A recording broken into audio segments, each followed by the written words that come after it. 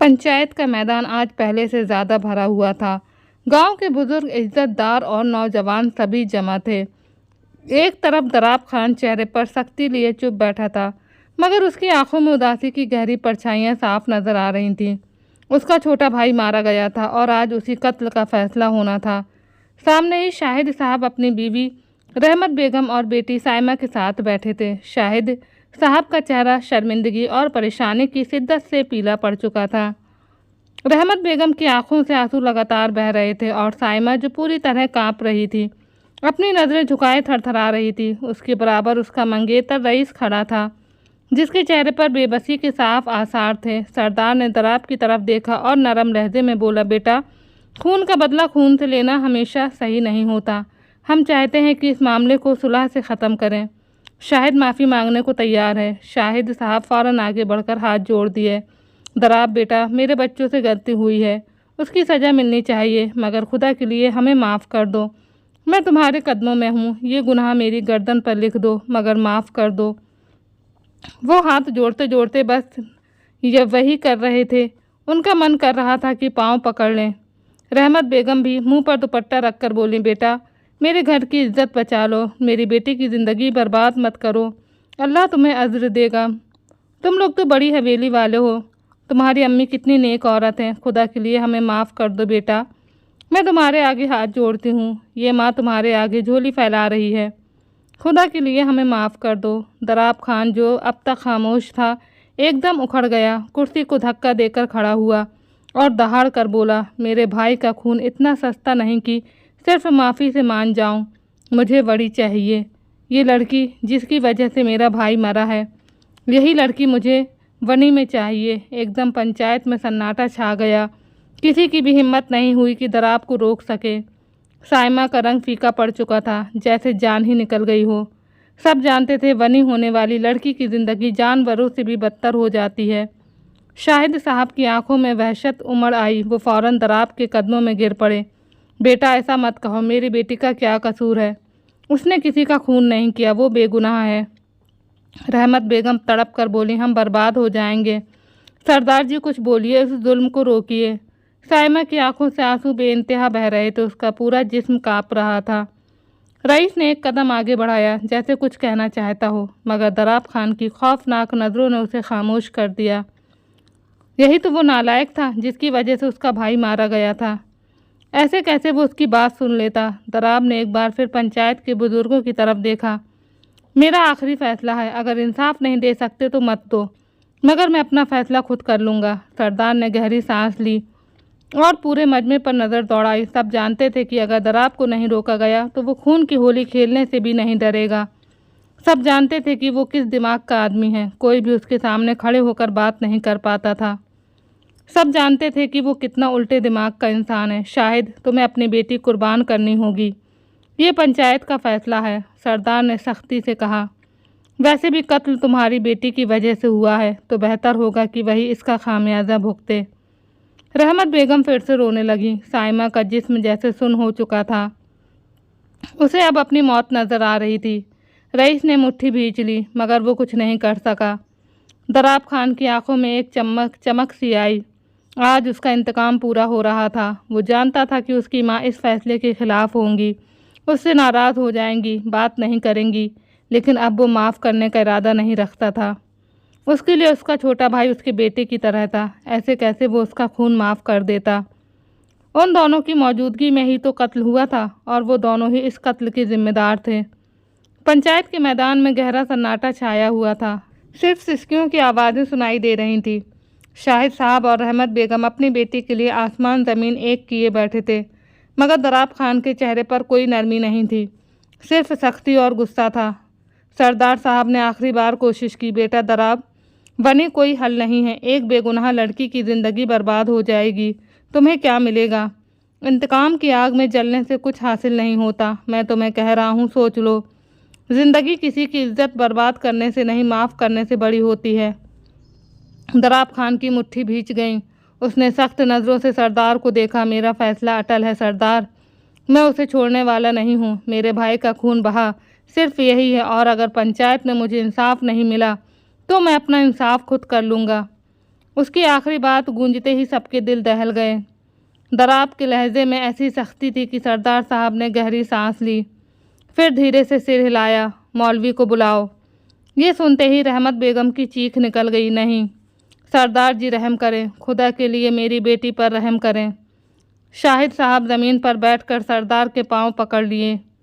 सरदार जी, मेरी बेटी की ज़िंदगी बर्बाद मत करें, उसने कुछ नहीं किया। रईस भी ज़ब्त किए खड़ा था। हालांकि सारा इल्ज़ाम अपने सर ले चुका था, लेकिन उसके बावजूद फैसला बनी का ही हुआ था। प्लीज़ खुदा के लिए मेरी फरियाद सुन लें। सरदार साहब ने नज़र चुरा ली। अब कुछ नहीं हो सकता, फैसला हो चुका। एक आदमी तेज़ी से मौलवी को बुलाने दौड़ा। चंद ही मिनट में गवाह भी पंचायत में आ चुके थे। दराब खान खामोशी से ज़मीन पर नज़रें गाड़े बैठा था। उसका चेहरा सख्ती से पत्थर की तरह बेतासीर हो चुका था। मौलवी साहब आ गए थे। उसने नज़रें उठाकर सामने देखा, जहाँ साइमा सिर झुकाए साकित खड़ी थी। उसकी आंखों में आंसुओं का समंदर था। उसका चेहरा सफ़ेद हो चुका था, जैसे ज़िंदगी ही ख़त्म हो गई हो। मौलवी साहब ने साइमा का नाम पुकारा। बेटी, क्या तुम्हें ये निकाह कबूल है? पंचायत में पूरी खामोशी छा गई। सबकी नज़रें साइमा पर जम चुकी थीं। साइमा की नज़रें ज़मीन में गड़ी थीं। उसके होंठ कांपे, आंसू पलकों से लुढ़क कर रुखसार पर आ गिरे। वह जानती थी कोई रास्ता नहीं बचा। माँ बाप की बेबसी, रईस की खामोशी और दराब खान की सख्ती, सब कुछ उसकी हिम्मत पर मोहर लगा चुके थे। रईस खामोश नहीं रहा था। उसने अपनी मंगेतर के लिए आवाज़ उठाई थी, पूरा इल्ज़ाम अपने सर ले लिया था। मगर शायद दराब खान बहुत होशियार शख्सियत का मालिक था। उसने बहुत आसानी से पूरा मामला अपने हिस्से में कर लिया था। बनी की रस्म महज एक लड़की को तकलीफ़ देने का नाम नहीं था, बल्कि वह पूरे परिवार को अब घसीट देना चाहता था। उसने बामुश्किल लब हिलाए, कबूल है। पंचायत में एक बार फिर खामोशी छा गई, जैसे हवा भी रुक गई हो। मौलवी साहब ने दूसरी बार सवाल दोहराया। साइमा की आंखों से फिर आंसू बहने लगे, मगर लब कपकपाते हुए बोले, कबूल है। तीसरी बार सवाल होने पर वह जैसे हार गई, अपनी किस्मत के आगे, अपनी बेबसी के आगे, अपनी इज्जत और ज़िंदगी के आगे। उसकी आवाज़ और दब गई, आंखें भीग गईं और आखिरी बार उसने कहा, कबूल है। दराब की आंखों में सख्ती थी, लहजे में सख्ती थी। जब मौलवी साहब ने उससे निकाह का सवाल किया तो उसने किसी जज्बात के बिना दो टूक अल्फाज में जवाब दिया, कबूल है। दूसरी बार मौलवी साहब ने दोहराया। दराब की आवाज़ पहले से भी ज़्यादा सर्द थी, कबूल है। तीसरी बार सवाल होने पर उसने गर्दन उठाई, साइमा की तरफ देखा जो एक मजबूर कैदी की तरह सिर झुकाए बैठी थी। एक सख्त मुस्कान उसके लबों पर दौड़ आई और उसने आखिरी बार कहा, कबूल है। निकाह मुकम्मल होते ही दराब खान अपनी जगह से उठ खड़ा हुआ। वह लंबे कदमों से शाहिद साहब और रहमत बेगम के करीब आया। उसके चेहरे पर घमंड और लहजे में बर्फ़ सी ठंडक थी। आज से तुम्हारी बेटी का तुमसे कोई ताल्लुक़ नहीं। वह अब हमारे घर की सिर्फ़ एक ग़ुलाम है, इससे ज़्यादा कुछ नहीं। ये बात उसने जानबूझकर कही थी ताकि वह लोग तड़पते रहें। रहमत बेगम का दिल दहल गया। वह रोते हुए बोली, दराब साईं, ये जुल्म मत करो। वह तुम्हारी बीवी है, उसे इज्जत दो। दराब ने उन्हें सख्त नज़रों से घूरा। इज्जत, ये लफ्ज़ मेरे लिए बेमायने हैं। जिसकी वजह से मेरा भाई मुझसे छिन गया, उसके लिए इज्जत कैसी? अब ये मेरी है, जैसे चाहूँ उसे रखूँगा। ये कहते उसने झुककर साइमा का बाजू पकड़ा और सख्ती से खींच लिया। साइमा ने चीख मारकर माँ की तरफ हाथ बढ़ाया, अम्मी, मगर दराब ने और ज़ोर लगाकर उसे घसीट लिया। ये रोने धोने की आदत छोड़ दो, क्योंकि अब तुम्हारे मुकद्दर में ये तकलीफ़ ही हैं। शाहिद साहब बेबसी से देखते रह गए। रईस ने गुस्से से मुट्ठी भींच ली, मगर कुछ ना कर सका। दराब खान ने साइमा को पंचायत के सब लोगों के सामने गाड़ी तक घसीटा। वह बार बार मजाहत करती रोकती, मगर उसकी गिरफ्त आहिनी थी। गाड़ी के करीब पहुंचकर उसने दरवाज़ा खोला और साइमा को अंदर धकेल दिया। वह लड़खड़ाकर सीट से जा टकराई। उसने दरवाज़ा ज़ोर से बंद किया, अपनी तरफ आकर ड्राइविंग सीट संभाली और एक झटके में गाड़ी स्टार्ट कर दी। साइमा लगातार रो रही थी, मगर दराब खान की आंखें सड़क पर जमी थीं। हवेली की तरफ बढ़ती गाड़ी में सिर्फ सिसकियों की आवाज़ गूंज रही थी और दराब खान के चेहरे पर सख्त खामोशी थी। लेकिन कोई नहीं जानता था कि दराब खान की तकलीफ़ उठाने वाला है, क्योंकि जिसको वह लेकर जा रहा था वही उसे ऐसी तकलीफ़ देने वाली है जिससे वह बिल्कुल भी नावाकिफ़ था। एक लंबी मुसाफात के बाद गाड़ी एक झटके से हवेली के पोर्च में रुकी। दराब ने दरवाज़ा खोला और आगे बढ़कर साइमा को बाजू से पकड़कर घसीटते हुए बाहर निकाला। वह बुरी तरह रो रही थी। दराब ने एक झटके से साइमा का हाथ छोड़ दिया। साइमा ने अविश्वास से उसकी ओर देखा। आंखों में डर, आंसू और गहरी बेबसी थी। बानो, दराब की आवाज़ गूंजी। एक नौकरानी तुरंत दौड़ती हुई आई और सिर झुकाए खड़ी हो गई। इसे कमरे में ले जाओ। दराब का लहजा किसी अटल फैसले की तरह सख्त था। साइमा ने आखिरी बार नूरजहां बेगम की तरफ देखा, शायद रहम की उम्मीद में, मगर वह खामोश खड़ी थी। बानो ने धीरे से उसका बाजू पकड़ा और ऊपर ले जाने लगी। जैसे ही साइमा नज़रों से ओझल हुई, नूरजहां बेगम ने कदम आगे बढ़ाया और अगले ही पल उनका ज़ोरदार थप्पड़ दराब के चेहरे पर पड़ा। पूरा हाल सन रह गया। दराब का चेहरा एक ओर मुड़ गया, मगर उसकी आंखों में हैरानी नहीं थी, बस संयम था और वही कठोरता जो वर्षों से उसकी पहचान थी। मना किया था ना मैंने तुम्हें। नूरजहां बेगम की आवाज़ कांपती लेकिन मजबूत थी। दराब ने धीरे से सिर उठाया, मगर कुछ कहने की हिम्मत न कर सका। क्या कहा था मैंने? बनी नहीं लोगे, किसी बेगुनाह पर जुल्म नहीं करोगे। जिसने कत्ल किया है उसे सज़ा मिलनी चाहिए। तुमने क्या किया? एक मासूम लड़की को कैद कर लिया। तुम्हारा दिल कैसे मान गया ये सब करने को? दराब की मुट्ठियाँ भींच गईं। उसके अंदर कुछ टूट रहा था, या शायद कुछ और ज़्यादा सख्त हो रहा था। सरदार साहब माफ़ी मांग रहे थे। दराब की आवाज़ में गुस्सा था, संयम था। उन्होंने कहा कि कत्ल के बदले कत्ल नहीं होगा, या तो बनी ली जाएगी या पैसे से मामला ख़त्म होगा। मेरे भाई का खून इतना सस्ता नहीं कि मैं पैसों से मान जाता। नूरजहां बेगम एक कदम और आगे बढ़ी, उंगली उठाकर चेताया, खबरदार, जो तुमने उस पर हाथ उठाया वो भी इंसान है, तुम्हारी मिल्कियत नहीं। अब जो हो चुका है उसे तुम सुधारोगे। खबरदार, जो किसी की औलाद पर जुल्म किया। हाँ, जिसने कत्ल किया था तुम उसे सज़ा देते तो मैं एक लफ्ज़ ना कहती, लेकिन अब मैं तुम्हें कुछ नहीं करने दूंगी। दराब साईं, ये बात अपने दिमाग में बैठा लो। दराब के ओंठ कठोरता से भींचे हुए थे। उसके कदम पीछे हटे, फिर वह गुस्से में पलटा और बिना कुछ कहे हवेली से बाहर निकल गया। वह ऐसा ही था, कहने को हवेली का बड़ा बेटा, लेकिन माँ के सामने कभी आंख उठाकर भी बात नहीं की थी। वह उन्हें मलिका कहता था, अपनी ज़िंदगी का हुक्मरान मानता था, लेकिन आज उनका ये रवैया उसे अच्छा नहीं लगा था। हाँ, वह खुदा तरस थीं, उनमें बहुत रहम था, लेकिन वह खुद इतना दरिया दिल नहीं था कि एक ऐसी लड़की को माफ़ कर देता जिसकी वजह से उसका भाई मर गया था। उसमें इतनी सहनशीलता नहीं थी। वह हवेली से सीधा डेरे पर आया था ताकि कुछ देर अकेला बैठकर अपना गम हल्का कर सके। उसके जज्बात को कोई नहीं समझ रहा था, कोई नहीं जान रहा था कि वह कितना दुखी है। हाँ, वह बड़ा था, लेकिन वह भी तो इंसान था। उसके सीने में भी तो दिल था, लेकिन कोई क्यों नहीं समझ रहा था कि दर्द उसे भी है, तकलीफ़ उसे भी है। वह डेरे में दाखिल हुआ तो चारों तरफ फैली वीरानी उसके अंदर के सन्नाटे से कम नहीं थी। बाहर के बरामदे में कुछ चिराग जल रहे थे, मगर उनकी रोशनी भी उसके दिल की अंधेरी गहराई को दूर नहीं कर पा रही थी। कदम भारी हो चुके थे, जैसे हर कदम ज़मीन में धंस रहा हो। कमरे में दाखिल होते ही उसने दरवाज़ा बंद किया और कुछ देर वहीं खड़ा रहा। उसका दिल ज़ोर से धड़क रहा था। गुस्सा, बेबसी, दर्द सब मिलकर उसे किसी भंवर में धकेल रहे थे। आखिरकार वह थक कर चारपाई पर बैठ गया। हाथों को आपस में मलते हुए उसने सिर झुका लिया, जैसे ज़मीन में कोई जवाब तलाश रहा हो, और फिर आंखें बोझिल होने लगीं। गर्म आंसू गालों पर बहने लगे। क्यों? उसकी आवाज़ सरगोशी जैसी थी, लेकिन दर्द से भरी हुई। क्यों किया तूने मेरे साथ ऐसा यारब? उसका सिर खुद ब खुद पीछे जा टिका, आंखें छत की तरफ उठ गईं। बहराम को ही क्यों? मुझे ले लेता, मुझे उठा लेता। वह घुटी घुटी आवाज़ में चीखा, जैसे दीवारें भी उसकी पुकार सुन रही हों।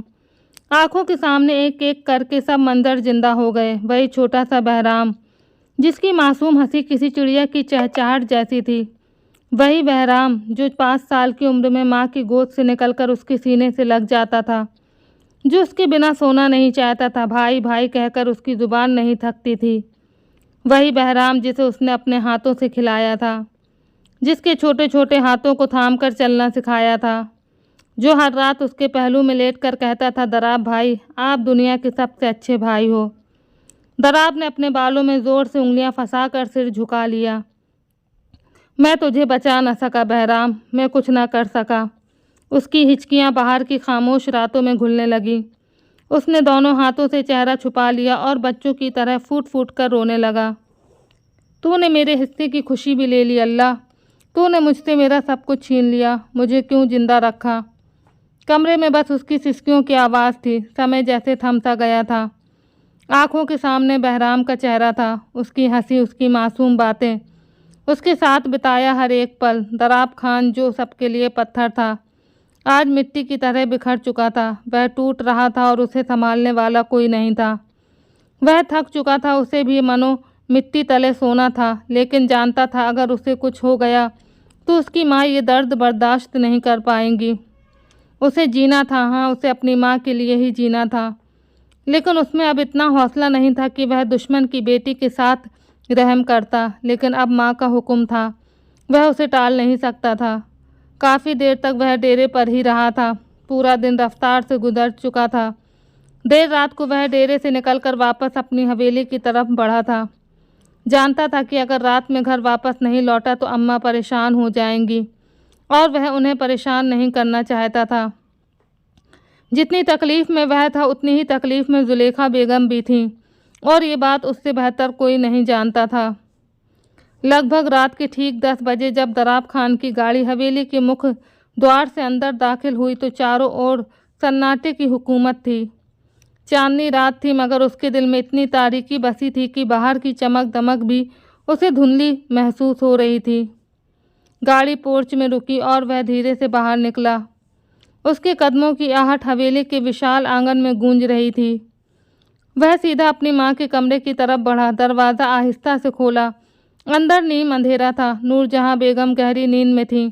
उनके चेहरे पर एक सुकून सा था। वह करीब आया, बिस्तर के किनारे पर बैठकर उन्हें देखने लगा। कुछ लम्हे वह यूं ही बैठा रहा, फिर धीरे से अपना हाथ बढ़ाकर उनके बालों पर शफकत से हाथ फेरा।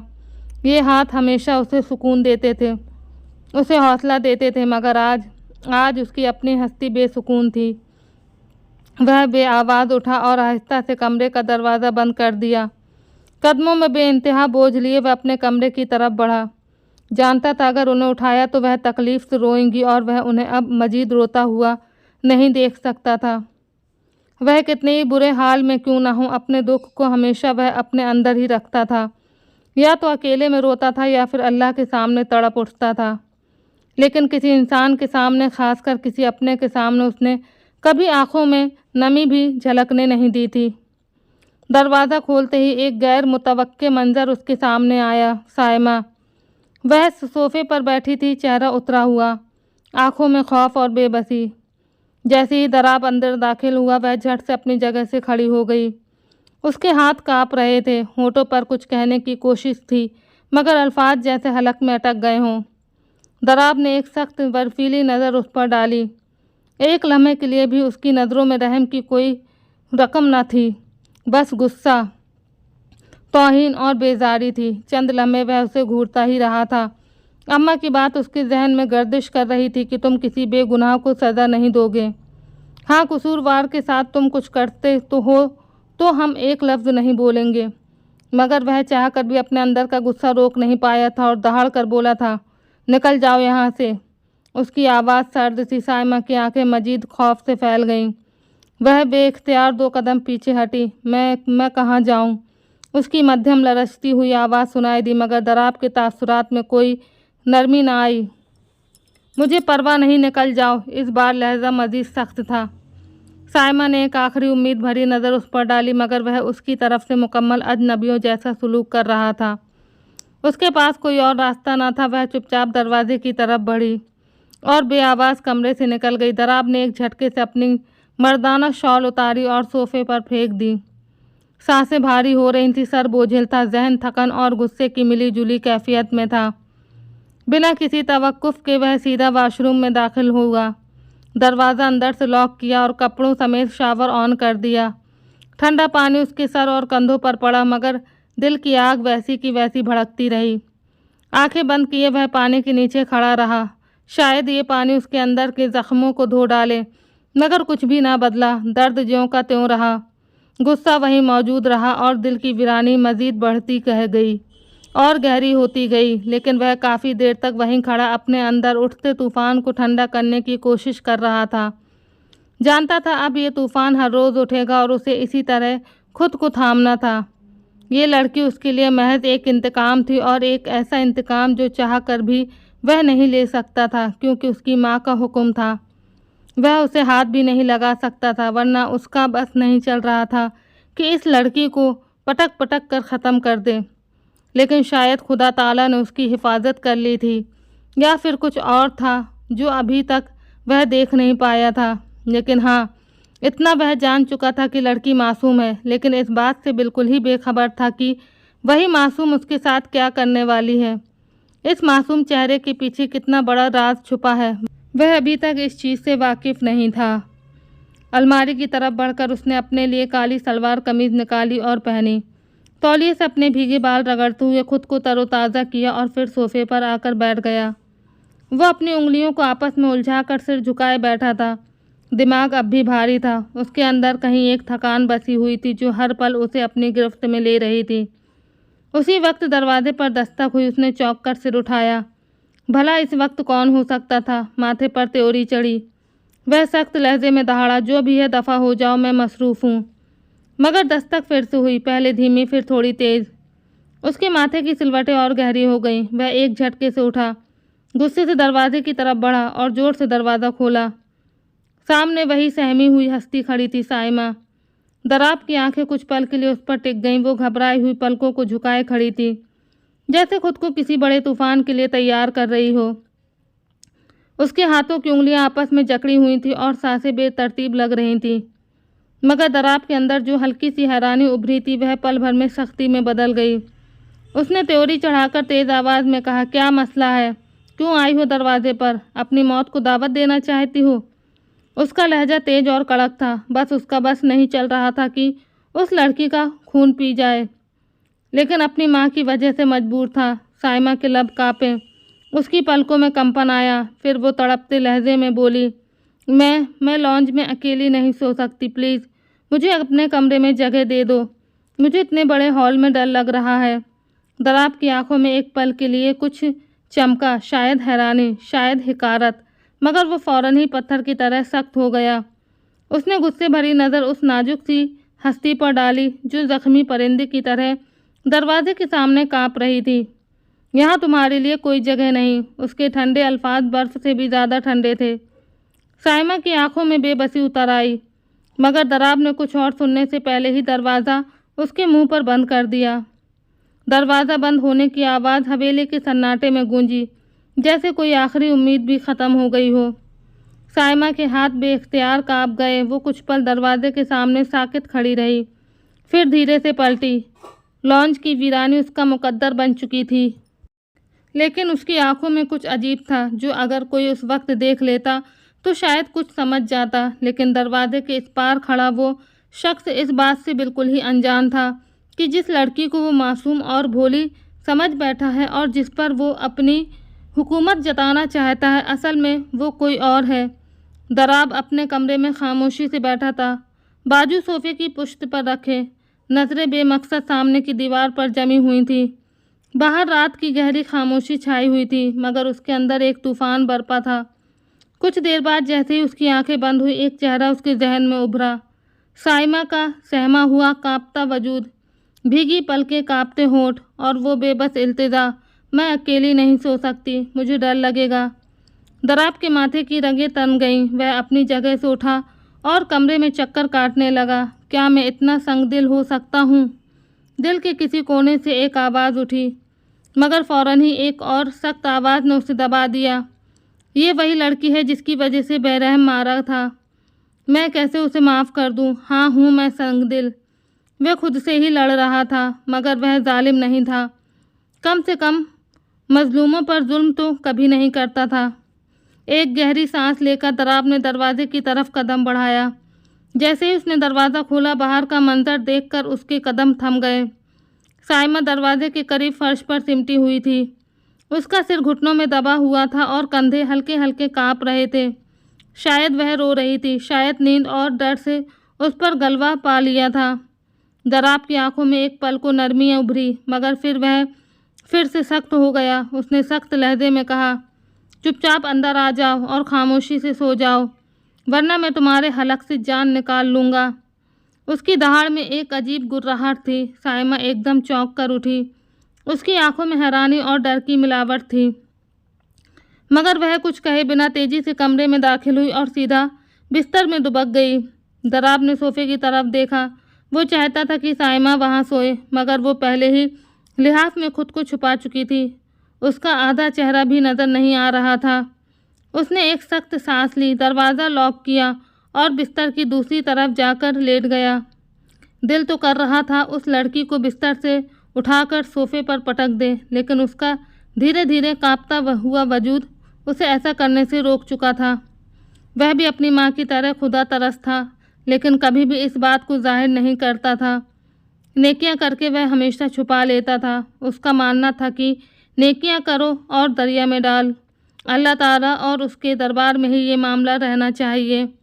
दुनिया को बताकर ना कभी कुछ हासिल हुआ है ना होगा, इसलिए वह चुप हो गया था अपने अल्लाह की रज़ा के लिए। कमरे में खामोशी छा गई, मगर दराब जानता था कि ये सुकून सिर्फ एक मृग तृष्णा था और उस मृग तृष्णा से वह बचना चाहता था। लेकिन अब शायद ये मुमकिन नहीं था, क्योंकि वह लड़की कोई आम लड़की नहीं थी, बल्कि एक ऐसा जादू थी जिसमें वह धीरे धीरे बंधता जा रहा था। कमरे में गहरी खामोशी छाई हुई थी। सिर्फ घड़ी की सुइयों की धीमी आवाज़ सुनाई दे रही थी। कुछ देर वह वैसे ही लेटा रहा, लेकिन अब उसे बेचैनी होने लगी थी। उसने करवट ली, आंखों पर हाथ रखकर रोशनी से परेशान होकर लाइट बंद कर दी। वह अंधेरे में सोने का आदी था, लेकिन सिर्फ कमरे में दूसरे इंसान की मौजूदगी के कारण वह लाइट बंद नहीं कर रहा था। मगर अब उससे और बर्दाश्त नहीं हुआ। अंधेरे ने पूरे कमरे को अपनी आगोश में ले लिया, लेकिन अगले ही पल उसके सीने पर किसी का नर्म कांपता हुआ स्पर्श महसूस हुआ। वह चौंक कर सीधा हुआ और देखा, साइमा उसके बेहद करीब आ चुकी थी। उसकी आंखों में डर और बेबसी की मिली जुली तस्वीर थी। दराब की पेशानी पर बल गहरे हो गए। उसने एक झटके में साइमा को खुद से दूर किया और गुस्से से दहाड़ा, अपनी हद में रहो, खबरदार जो मुझे छूने की कोशिश भी की। साइमा की आंखों में आंसू आ गए। वह कांपते लहजे में बोली, साईं, मुझे डर लग रहा है, कृपया मुझे आपके पास सोने दीजिए। दराब ने नापसंदगी से नज़रें फेर लीं। उसकी मुट्ठियां भींच गईं। दूर रहो मुझसे, अगर दोबारा पास आने की कोशिश की तो मैं तुम्हें कमरे से बाहर फेंक दूंगा। उसके सख्त अल्फाज कमरे में गूंजे। साइमा एक झटके से पीछे हट गई। उसके आंसू गालों पर बहने लगे। वह खामोशी से पलटी और रजाई में खुद को लपेट लिया, मगर उसके कानों में दराब की दहाड़ती हुई आवाज़ बार बार गूंज रही थी। कुछ पल ऐसे ही बीत गए। सन्नाटा फिर से छा गया। दराब ने आंखें बंद कर ली, लंबी सांस ली, मगर बेचैनी से फिर करवटें बदलने लगा। अचानक एक बार फिर से उसके करीब एक नर्म सी हरकत महसूस हुई। उसने आंखें खोली। साइमा अब और करीब आ चुकी थी। उसका दिल जैसे एक पल को थम सा गया। साइमा ने कांपते होठों से सरगोशी की, कृपया मुझे अपने करीब कर लीजिए, मैं आपकी पत्नी हूँ। दराब का जहन जैसे सुन हो गया। वह उसे एक पल को देखता रहा। उसके चेहरे पर कांपते जज्बात, पलकों में कैद बेबसी और आंखों में बसी इल्तिजा। वह कोई बच्चा नहीं था जो उसकी बात और उसके चेहरे के रंग ना समझ पाता। कमरे की तारीकी में दराब के दिल में एक जंग छिड़ गई। वह साइमा कितने करीब था कि उसकी सांसें अपने चेहरे पर महसूस कर सकता था। उसकी नरमी, उसका मासूम स्पर्श, वह चाहकर भी पीछे नहीं हट सका। साइमा ने अपना सर धीरे से उसके सीने पर रख दिया। दराब के दिल की धड़कनें जैसे बेकाबू हो गई थी।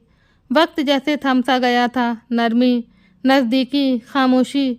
दराब की निगाहें साइमा के कांपते होठों पर टिक गईं, और इससे पहले कि वो खुद को रोक पाता, वो उस पर झुकता चला गया। वो खुद को रोक नहीं पाया था। शायद अब इस एहसास ने उसे घेर लिया था कि ये लड़की अब उसकी हलाल बीवी है और वो क्यों अपना हक छोड़े। सारी रात उसने अपना गम और गुस्सा उस पर उतार दिया और साइमा ने एक शब्द भी नहीं कहा, बस खामोशी से उसके हर एहसास को महसूस करती रही। रात धीरे धीरे गुजरती चली गई थी। अगली सुबह सूरज की हल्की रोशनी खिड़की के पर्दों से छनकर कमरे में उतर रही थी। दराब की आंख खुली तो वह कुछ पल यूं ही छत को देखता रहा। उसका जहन बोझिल था, जैसे नींद के साथ कोई और बात भी उस पर हावी हो गई हो। फिर जैसे ही रात की पल पल की तस्वीरें उसकी आंखों के सामने से गुजरने लगी, वो एक झटके से उठ बैठा। उसके पास साइमा चैन की नींद में सो रही थी।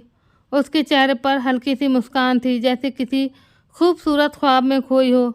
तराब ने एक पल उसे देखा, फिर नज़रें फेर ली और जल्दी से बिस्तर छोड़कर बाथरूम की ओर बढ़ गया। उसने शावर चालू किया और कपड़ों समेत उसके नीचे खड़ा हो गया। पानी की ठंडी बूंदें उसके चेहरे से बहती हुई ज़मीन पर गिर रही थीं, लेकिन उसके अंदर जैसे आग सुलग रही थी। वह आंखें बंद कर पानी की बूंदों को महसूस कर ही रहा था कि अचानक दरवाजे पर हल्की सी दस्तक हुई। वो चौंक गया, फिर खुद को संभालते हुए अंदर से पूछा, कौन है? बाहर से एक मीठी आवाज़ आई, मैं हूँ साइमा, क्या मैं अंदर आ सकती हूँ? दराब की सांस से जैसे थम सी गई, चेहरा सुर्ख हो गया। उसने कुछ कहने के लिए होंठ खोले, मगर फिर खामोश हो गया। एक पल सोचकर उसने धीरे से दरवाज़ा खोल दिया। साइमा अंदर आई। उसकी आंखों में शर्म की एक मासूम चमक थी। दराब का दिल जोर से धड़क उठा। साइमा तुम? दराब ने कुछ कहने की कोशिश की, मगर लफ्ज़ जैसे गुम हो गए। साइमा ने कुछ नहीं कहा, बस चुपचाप शावर के नीचे आकर खड़ी हो गई। पानी की ठंडी बूंदें दोनों पर गिरने लगीं। दराब की नज़रों ने उसके चेहरे पर ठहराव पा लिया। वह शर्माई सी मुस्कान लिए धीरे धीरे उसके और करीब आई। मैं आपकी पत्नी हूँ साइमा ने धीमे लहजे में कहा। उसकी आवाज़ में एक मधुर मिठास थी, एक भरोसा, एक मोहब्बत। दराब को फिर समझ नहीं आया कि ये कोई चाल है या सच्चाई। उसने गहरी सांस ली, जैसे किसी गहरे जज्बे को काबू में रखने की कोशिश कर रहा हो, मगर उसकी नज़दीकी, उसकी मासूमियत और उसका भरोसा जैसे दराब के दिल के बंद दरवाजे तोड़ रहे थे। धीरे धीरे उसके हाथ साइमा की कमर के चारों ओर आ गए। उसने बेकाबू होकर उसे अपने पास खींच लिया। साइमा ने सिर झुका लिया, लेकिन दराब ने उसकी ठोड़ी को नरमी से ऊपर उठाया और दोनों एक दूसरे की आंखों में खो गए। पानी की बूंदें उनके चेहरों से गिर रही थीं, मगर वक्त जैसे थम गया था। साइमा की पलकों में कंपन हुआ। उसने धीरे से आंखें बंद कर ली और दराब ने अपने स्पर्श से उसे अपने करीब कर लिया। वह उस पर झुकता चला गया, इस सच्चाई से बेखबर कि ये लड़की सिर्फ उसकी बीवी नहीं बल्कि उसके दुश्मन की बेटी भी है। लेकिन शायद उस वक्त हर बात पर उसकी नज़दीकी हावी हो चुकी थी। काफ़ी देर तक वह उस पर अपनी मोहब्बत की बरसात करता रहा। लगभग आधे घंटे बाद वह दोनों शावर लेकर बाहर आए। ताज़ा होकर दराब सीधा अपनी माँ के कमरे की ओर बढ़ा ताकि उनसे मिलकर डेयरी की तरफ जा सके। हवेली की राहदारी में सन्नाटा था, जैसे सब कुछ थम गया हो। दराब के कदम उसकी माँ के कमरे की तरफ बढ़ते रहे, मगर उसका दिल भारी था। जब वह दरवाजे के करीब पहुंचा तो अंदर से धीमी सिसकियों की आवाज़ आई। उसने सांस रोककर धीरे से दरवाज़ा खोला। नूरजहां बेगम चाय नमाज पर बैठी थी। उनके कंधे सिसकियों से हिल रहे थे। वह हाथ उठाए अपने रब से फूट फूट कर सवाल कर रही थी, या रब, मेरे बहराम को क्यों छीन लिया तूने? क्यों मेरे जीते जी मेरा घमंड तोड़ दिया? उनकी आवाज़ कमरे में गूंज रही थी। दराब का दिल जैसे किसी ने मुट्ठी में कस लिया। उसकी माँ, जो हमेशा सब्र की मिसाल होती थी, आज इस कदर टूटी हुई थी कि अपने मालिक के आगे टूटकर रो रही थी। उसकी आंखों में भी नमी आ गई, मगर खुद को संभालते हुए वह धीरे से जाकर उनके पास बैठ गया। नूरजहां ने लंबी दुआ के बाद सलाम फेरा, फिर हाथ चेहरे पर फेरे और जैसे ही उनकी नज़र दराब पर पड़ी, उनकी आंखों में और आंसू भर आए। दराब ने बिना कुछ कहे अपना सिर उनकी गोद में रख दिया। वह कुछ पल खामोश रहीं, फिर उनके कांपते हाथ उसके बालों में चलने लगे। वह माँ थी, चाहे कितनी भी नाराज़ होती, मगर बेटे के लिए उनके पास हमेशा ममता ही होती थी।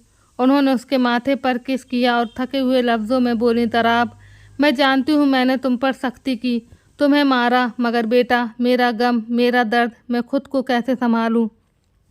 दराब ने कोई जवाब नहीं दिया, बस खामोशी से उनके स्पर्श को महसूस करता रहा। नूरजहां बेगम ने गहरी सांस ली, जैसे अपनी टूटी हुई हिम्मत को समेट रही हों।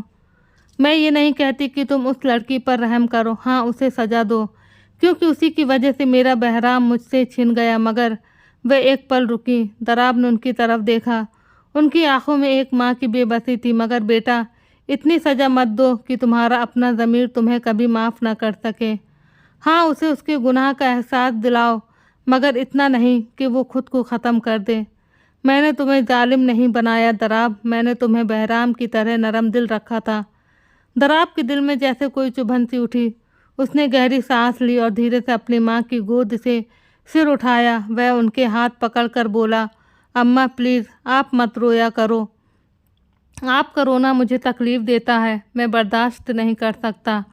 उसने उनकी बात को टाल दिया था। क्यों, वो खुद नहीं जानता था।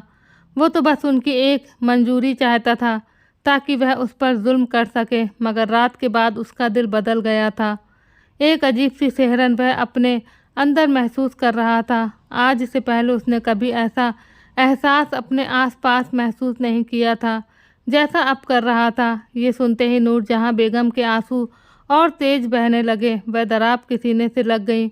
मुझे बहराम के बिना जीना नहीं आता दराब, मैं उसके बिना कैसे जीऊँ? वो मेरा बच्चा था, मैं उसे कैसे भूल जाऊँ? दराब ने अपने हाथ उनके चारों ओर लपेट लिए। आज वह पहली बार खुद को बेबस महसूस कर रहा था, एक ऐसे गम के सामने जिसका कोई इलाज नहीं था। उसने आंखें बंद कर ली, मगर अंदर ही अंदर वो खुद भी रो रहा था, किसी कमज़ोर लम्हे में नहीं, बल्कि एक माँ के दर्द को महसूस करते हुए, जो शायद कभी कम नहीं हो सकता था। काफ़ी देर तक वह उनके पास ही बैठा रहा था, उन्हें समझाता रहा कि अल्लाह का हुक्म है, आप या मैं, हम में से कोई भी इस हुक्म को टाल नहीं सकते। अचानक घर में ये खबर आना कि बहराम अब इस दुनिया में नहीं रहा, पूरे घर को हिला कर रख गया था। पूरा ख़ानदान बिखर गया था। जितनी चहल पहल वह घर में रखता था, ऐसा कोई और नहीं था जो हवेली को रौनक देता। सिर्फ उसी का वजूद था जो हर किसी को हंसता खेलता देखना चाहता था और हर चेहरे पर मुस्कान बिखेरता था। पिता के गुजर जाने के बाद उसने हमेशा दराब को ही पिता समझा था और माँ को तो वह हमेशा हथेली का छाला मानता था।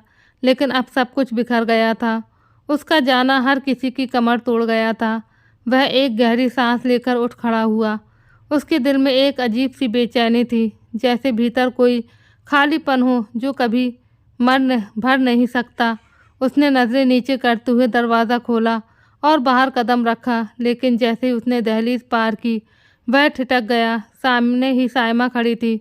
उसकी आंखें लाल थीं, चेहरा थका हुआ, मगर निगाहों में एक अजीब सा भाव था, जैसे वह कुछ कहना चाहती हो मगर शब्दों में ढाल नहीं पा रही हो। दराब ने एक पल के लिए उसे देखा, फिर जैसे कुछ सोचकर अनदेखा करता हुआ तेज कदमों से आगे बढ़ गया। साइमा ने उसकी चौड़ी पीठ पर एक गहरी नज़र डाली। उसकी चाल में एक रिवायती सख्ती थी, मगर आज शायद वह कुछ बोझिल लग रहा था। वह उसे जाते देखती रही, यहाँ तक कि वह नज़रों से ओझल हो गया।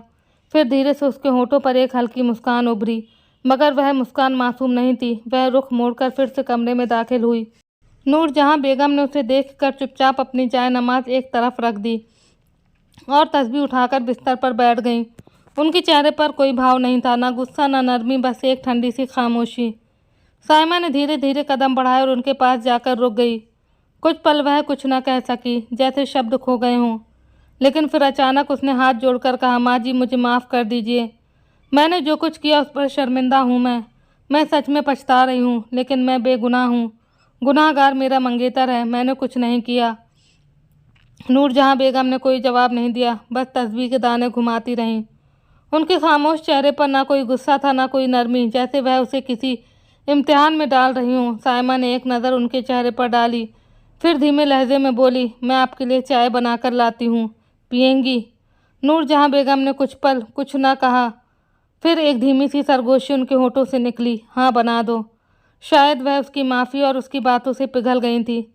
वैसे भी वह एक खुदा तरस औरत थी, किसी की बात को ऐसे अनदेखा कर उसका दिल नहीं दुखाती थी। साइमा के होठों पर फिर एक हल्की सी मुस्कान उभरी, मगर इस बार उसकी आंखों में कुछ और भी था, जैसे कोई ख्याल अंदर ही अंदर पक रहा हो। वह धीरे धीरे किचन की ओर बढ़ी। किचन में दो नौकरानियां काम में लगी थीं, लेकिन उसे देखते ही वह सीधी हो गईं। साइमा ने उन पर एक तेज़ नज़र डाली और नरम मगर सख्त लहजे में कहा, तुम लोग बाहर जाओ, मैं खुद चाय बना लूँगी। नौकरानियों ने एक दूसरे को देखा, लेकिन कुछ बोली नहीं। जो लड़की बनी होकर भी अपने शौहर के कमरे में रह सकती थी, तो इसका मतलब था कि उन सब पर लाजमी है कि वह उसकी इज्जत करे, वरना बनी हुई औरत को एक भेड़ बकरी से भी बदतर सलूक मिलता है। सिर हिलाकर वे किचन से बाहर चली गईं। जैसे ही दरवाज़ा बंद हुआ, साइमा ने एक गहरी सांस ली और खुद चाय बनाने में लग गई। चाय का पानी उबलने लगा, उसकी खुशबू फिज़ा में फैल गई। साइमा ने एक कप में चाय छानी, फिर धीरे से अपने दुपट्टे के पल्लू में बंधी एक छोटी सी गोली निकाली। उसकी निगाहों में एक अदृश्य चमक उभरी। वह धीरे से गोली को चाय में डाल गई जैसे कोई आम चीज़ हो। चाय में गोली घुलते ही एक पल के लिए उसके होठों पर एक मनीखेज मुस्कान उभरी। वह कप उठाकर हवेली की राहदारी में वापस जा रही थी, मगर उसकी चाल में अब वह नरमी नहीं थी जो कुछ देर पहले थी। अब उसके कदम कुछ ज़्यादा मजबूत और आत्मविश्वास से भरे थे, जैसे किसी फैसले पर मोहर लग चुकी हो। वह कोई और नहीं बल्कि साइमा थी, जिसने न कभी झुकना सीखा था और न ही आगे झुकने का इरादा रखती थी। जो भी लोग उसके रास्ते में आने की कोशिश करने वाले थे, उन सबको वह रास्ते से हटा देना चाहती थी, और इस बात का मंसूबा वह अपने घर से ही बनाकर आई थी। साइमा चाय का कप हाथ में लिए धीरे धीरे चलती हुई कमरे में दाखिल हुई। नूरजहां बेगम अब भी अपनी तस्बीह के दाने घुमा रही थीं। उनके चेहरे पर थकान के असर साफ थे। साइमा ने मुस्कुराते हुए चाय का कप उनकी तरफ बढ़ाया। अम्मा साईं, ये चाय पी लीजिए, आपको सुकून मिलेगा। नूरजहां बेगम ने एक नज़र कप पर डाली, फिर निगाहें फेर कर धीमे लहजे में बोली, यहीं रख दो, बाद में पी लूँगी। साइमा ने एक पल के लिए अपने हाथ में कप की गर्मी को महसूस किया, फिर एक बनावटी चिंता के साथ पास आ बैठी। अम्मा साईं प्लीज़, आपको आराम की ज़रूरत है, बस कुछ घूंट ले लीजिए, आपको बेहतर महसूस होगा। नूरजहां बेगम ने नापसंदगी से उसकी तरफ देखा, जैसे वह ज़बरदस्ती पर आमादा हो। नहीं, अभी नहीं। मगर साइमा पीछे हटने वालों में से नहीं थी। उसने ज़ोर देकर कप उनके हाथ में थमाया। प्लीज़ अम्मा साईं, मैं आपके लिए लाई हूँ, आपके आराम के लिए, बस एक बार पीकर देखिए, आपको अच्छा लगेगा। नूरजहां बेगम ने एक पल के लिए उसके चेहरे को ध्यान से देखा। वहाँ एक मासूमियत थी, एक बेचारगी, मगर साथ ही कुछ और भी था, कुछ ऐसा जो सामान्य निगाहों से छिपा था। वह थोड़ी हिचकिचाई, फिर जैसे अपने दिल को मारते हुए कप पकड़ लिया। साइमा के होठों पर एक छुपा हुआ सुकून उभरा। वह चुपचाप देखती रही, जैसे किसी दृश्य का इंतजार कर रही हो। नूरजहां बेगम ने पहला घूंट लिया, फिर दूसरा, और फिर धीरे धीरे पूरा कप ख़त्म कर दिया। कुछ ही क्षणों में उनके चेहरे पर अजीब सा सुकून फैलने लगा। उनकी पलकों पर भारीपन आने लगा, हाथ ढीले पड़ गए। वह बैठे बैठे ही आधी नींद में जाने लगी, जैसे नींद के समंदर में डूब रही हूँ। साइमा ने ध्यान से उनका चेहरा देखा, उनकी बंद होती आंखों को, ढीले होते हाथों को, और फिर उसके होठों पर एक खतरनाक मुस्कान उभरी। उसने धीरे से फुसफुसाया, मैंने सोचा था कि तुम्हें कुछ नहीं करूँगी, सिर्फ दराब साईं को अपना बना लूँगी, लेकिन शायद तुम्हें अब इस डोज की रोज़ ज़रूरत पड़ेगी। मेरे शौहर को मैं तुम्हारे ऊपर जुल्म करने के लिए उकसाऊँगी, और तुम क्या समझती हो कि मैं तुम्हें छोड़ दूँगी? ऐसा तो मुमकिन ही नहीं है। मैं नूरजहां बेगम। वह अपनी जगह से उठी, उन पर एक आखिरी नज़र डाली, जो पूरी तरह नींद के समुंदर में डूब चुकी थी, और धीरे धीरे कमरे से बाहर निकल गई। दरवाज़ा बंद करते हुए उसके चेहरे पर संतोष भरी मुस्कान थी, एक ऐसी मुस्कान जो खेल के पहले वार की जीत का ऐलान कर रही थी। उसे पता था कि दराब साईं पंचायती फैसले में वनी का ही फैसला देंगे, इसीलिए वह आने से पहले कुछ चीज़ों का इंतज़ाम करके आई थी, जैसे ये नींद की गोलियां जो उसने अपनी सास को देने के लिए रखी थी। बस शर्त यही थी कि ये औरत उसके साथ अच्छा रहे। लेकिन उसने अब उसके दिल में शक पैदा कर दिया था कि ये उसका घर बिगाड़ेगी। दराब साईं को हासिल करना कोई मुश्किल काम नहीं था, इस काम में तो वह काफ़ी माहिर थी, लेकिन शायद वह इस बात से बिल्कुल बेखबर थी कि जिस शख्स पर वह हाथ डाल रही है वह कोई मामूली नहीं, बल्कि वह आने वाले वक्त का एक बेहतरीन सरदार है। पूरा दिन सामान्य रूप से गुजर चुका था। दराब रात के साय में थका हारा घर में दाखिल हुआ। कदमों में अजीब सा भारीपन था, जैसे दिन भर की थकान उसके नसों पर छाई हो। लेकिन जैसे ही वह अपनी माँ के कमरे में पहुंचा और उन्हें गहरी नींद में पाया, दिल को कुछ राहत मिली। वह कुछ पल उन्हें देखता रहा, उनके सांसों की लय को महसूस करता रहा, फिर धीरे से दरवाज़ा बंद करके अपने कमरे की तरफ बढ़ गया ताकि कुछ देर आराम कर सके। जैसे ही उसने दरवाज़ा खोला, एक अलग ही दृश्य उसके सामने था। कमरा हल्की रोशनी में डूबा हुआ था, हवा में हल्की सी खुशबू फैली हुई थी, बिस्तर पर ताज़े गुलाब की पत्तियां बिखरी हुई थी, और इन सब के बीच सफ़ेद रेशमी नाइटी में सजी सवरी साइमा, जो किसी ख्वाब की तरह खूबसूरत लग रही थी। वह धीरे धीरे चलती हुई उसके पास आई, नज़रें झुकाए, चेहरे पर एक हया भरी मुस्कान। दराब एक पल के लिए सख्त सा हो गया, जैसे समय रुक गया हो। फिर जब वह उसके और करीब आई और अपनी नाजुक बाहें उसके गिर्द डाल दी, तो वह भी बेखुदी में एक हल्की सांस लेकर रह गया। साईं, आपके बिना दिन काटना बहुत मुश्किल था, उसने धीरे से कहा। फिर एड़ी के बल उठकर उसके माथे पर हल्का सा चुंबन दिया। दराब ने नरमी से उसे थामा, उसके गाल की लाली को देखा, उसकी पलके की थिरकन को महसूस किया। वह उसे धीरे से सोफे पर ले आई और खुद भी पास बैठ गई। मुझे नहीं पता था कि मोहब्बत का इंतज़ार इतना मुश्किल होगा। हर पल बस आपका ख्याल, हर सांस में आपकी खुशबू, हर पल आपकी कमी महसूस होती रही। वह धीरे धीरे बोल रही थी, जैसे शब्दों से नहीं अपने जज्बात से उसके दिल पर दस्तक दे रही हो। दराब के चेहरे पर एक नर्म सी मुस्कान आई। तुम्हें सच में मेरी इतनी याद आई? वह बेखुदी में पूछ बैठा। साइमा ने शरारत से मुस्कुराते हुए सिर झुका दिया। याद से भी ज़्यादा, मैं तो जैसे आपके बिना रह ही नहीं पाई। आपके पास आना मुझे पागल कर चुका है। वह धीरे से उसके पास आई, उसकी आंखों में झांकते हुए जैसे वहाँ कोई ख्वाब देख रही हो। उसके नर्म हाथों ने दराब की उंगलियां थाम ली और फिर वह धीरे से फुसफुसाई। मैंने हर पल बस यही सोचा कि कब आप वापस आएंगे, कब मैं आपके पास होंगी, कब आप मुझे अपनी मोहब्बत में समेट लेंगे। ये कहते हुए उसकी पलकें झपक रही थी, चेहरे पर खूबसूरत मुस्कान बिखरी हुई थी। दराब की निगाहें उसके चेहरे पर ठहरी। कुछ था उसकी आंखों में, एक ऐसा एहसास जिसे वह नज़रअंदाज नहीं कर सकता था। उसकी सांसें धीरे धीरे गहरी होने लगीं। साइमा के होठों पर एक नर्म सी मुस्कान थी। उसने धीरे से अपना सिर उसके कंधे पर रखा। साईं, मुझे अपने पास कर लीजिए, मुझे आपकी मोहब्बत चाहिए, सिर्फ आप चाहिए। दराब ने एक पल के लिए आंखें मूंदी, जैसे कोई फैसला कर रहा हो, फिर धीरे से झुककर उसके अस्तित्व को अपने घेरे में ले लिया। साइमा ने भी खुद को उसकी मोहब्बत के हवाले कर दिया।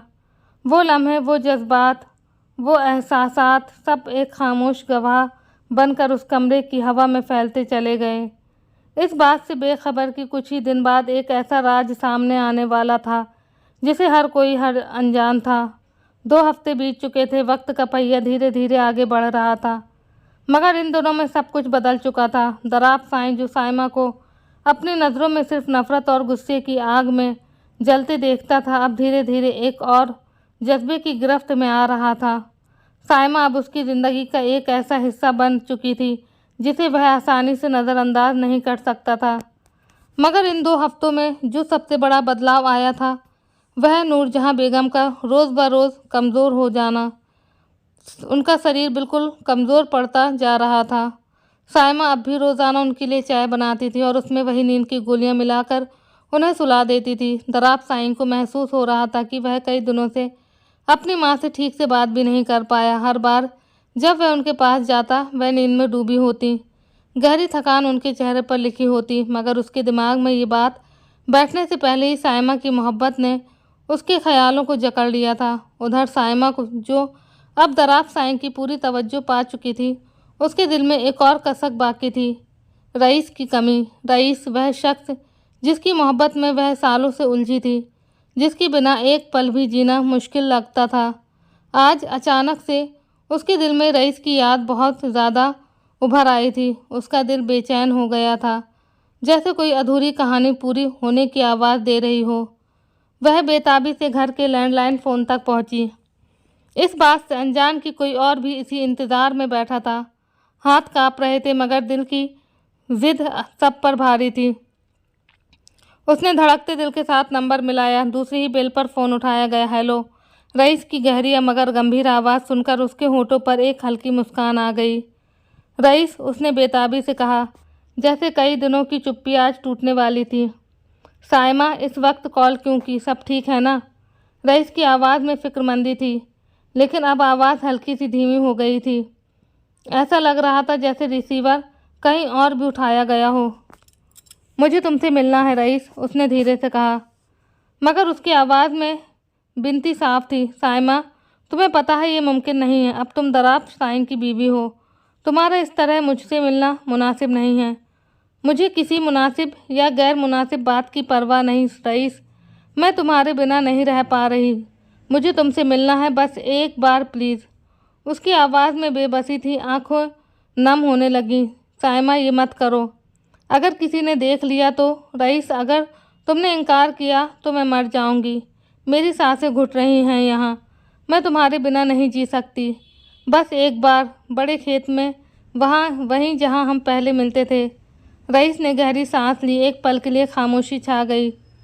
साइमा की धड़कनें तेज हो रही थी, जैसे उसके हर फैसले पर उसकी पूरी जिंदगी का दारोमदार हो। ठीक है, मैं आ जाऊंगा, रईस ने धीरे से कहा।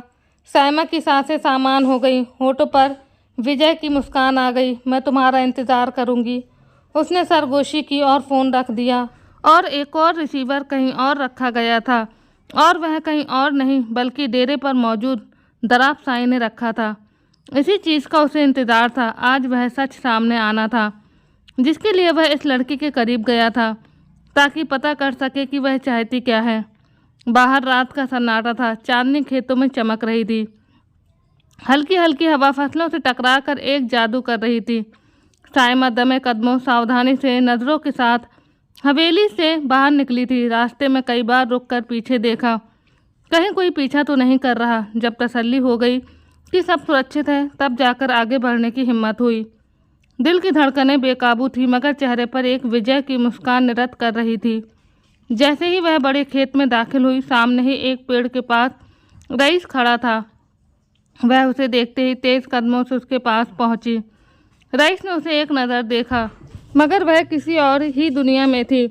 मुझे यकीन नहीं आ रहा रईस, हम एक बार फिर मिल रहे हैं, उसने खुशी से कहा। रईस ने उसे गौर से देखा। आंखों में एक और शक और हैरानी का मिश्रण था। ऐसा कैसे? दराब खान तुम्हारे झांसे में आ गया? मुझे तो यकीन नहीं हो रहा। वह तो किसी को माफ़ नहीं करता, फिर तुम्हें कैसे कर दिया? हैरानी और मिलीजुली भावनाओं में वह बोला। साइमा के होठों पर चालाकी भरी मुस्कान आ गई। हंसी दबाकर, आंखों में मक्खारी समोकर बोली, जब खूबसूरती का जादू चलाया जाए तो ये मर्द आसानी से मुट्ठी में आ जाते हैं। अब देखना, उसकी माँ को तो मैं नींद की गोलियां दे देकर ख़त्म कर दूंगी, और कुछ दिन बाद बारी दराब की आएगी। सारा पैसा, सारी जायदाद मेरे हाथ में होगी। और फिर वह रईस की आंखों में झांकते हुए बोली, फिर हम दोनों शादी कर लेंगे। रईस खामोश था। चेहरे पर नापसंदगी के निशान उभरने लगे थे। वह एक गंभीर आदमी था, जिसे ज़िंदगी में ऐसी औरत चाहिए थी जो एक बेहतरीन किरदार की मालिक हो। उसका दिल अब साइमा से खट्टी हो चुका था। साइमा ने एक पल के ठहराव के बाद और जहर उगला। अगर इस तरह दराब नहीं मरा तो हम उसे भी बहराम की तरह मार देंगे।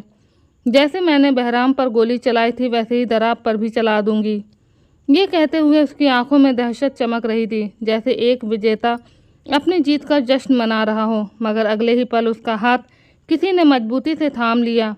एक झटके से वह सीधी हुई और एक ज़ोरदार थप्पड़ की आवाज़ हवा में गूंज उठी। उसका चेहरा एक और मुड़ गया और आंखों के सामने तारे नाच गए। दराब, वह धीरे से बड़बड़ाई। दराब साईं की आंखों में अंगारे जल रहे थे, होठ कसकर सिए हुए थे। तुम इतनी गिरी हुई हो साइमा, उसकी आवाज़ जहर में डूबी हुई थी। मैं तुमसे मोहब्बत करने लगा था, मगर तुम इस काबिल ही नहीं थी। मैंने तुम्हें अपना समझना शुरू किया, मगर तुम तो एक घटिया औरत निकली। साइमा ने जल्दी से कुछ कहने की कोशिश की, मगर दराब ने हाथ उठाकर उसे रोक दिया। चुप, तुम जैसी औरत के मुंह से मैं एक और झूठ नहीं सुन सकता। उसने गहरी सांस ली, जैसे दिल में जलती नफरत को कंट्रोल कर रहा हो। फिर ठंडे लहजे में बोला, साइमा, मैं तो तुम्हें सज़ा भी नहीं देना चाहता, क्योंकि मैं अपने साफ हाथ तुम्हारे गंदे खून से रंगना नहीं चाहता। और जहाँ तक तुम्हारी हैसियत की बात है, उसने एक पल के लिए रुककर फिर बेरहमी से कहा, मैं तुम्हें तलाक देता हूँ। ये वाक्य बिजली की तरह साइमा के कानों में गूंजा। वह चुप हो गई। आंखों में हैरानी और बेबसी के रंग उतरने लगे। उसने ये वाक्य 3 बार और कहा था और यही कहानी ख़त्म कर दी थी। दराब ने रईस की ओर देखा। चेहरे पर तंज की मुस्कान थी। ये गंदगी की गठरी तुम्हें ही मुबारक हो। ये कहकर वह एक पल भी नहीं रुका, मुड़ा और खेतों में अंधेरे में गायब हो गया। साइमा ने रईस की ओर देखा, उम्मीद भरी नज़रों से, मगर रईस का चेहरा सपाट था, आंखों में गुस्सा था। अचानक रईस ने हाथ उठाया और एक और थप्पड़ उसके गाल पर दे मारा। साइमा लड़खड़ा गई। तुम जैसी मक्कार औरत से मैंने मोहब्बत नहीं की थी। मैं जिससे मोहब्बत करता था वह मेरी जान थी, मगर तुम तो एक आवारा हो, एक धोखेबाज औरत। रईस की आवाज़ गरज रही थी। साइमा ने बेबसी से उसे देखने की कोशिश की, मगर रईस की आंखों में अब नफ़रत के सिवा कुछ नहीं था। मैं तुमसे कभी मोहब्बत नहीं कर सकता और ना ही तुम्हें कभी पा सकता हूँ। ये कहते ही वह भी दराब के नक्शे कदम पर चल पड़ा। तेज़ कदमों से आगे बढ़ता गया, जैसे वह साइमा को हमेशा के लिए अपनी ज़िंदगी से निकाल चुका हो। साइमा वहीं खड़ी रह गई, साकत, खामोश, अकेली। रात की स्याही में उसकी दुनिया भी स्याह हो चुकी थी। और बेशक लालच, धोखा और साजिशों से हासिल की गई सफलता हमेशा अस्थायी होती है, जबकि सच्चाई और अच्छाई असली जीत होती है।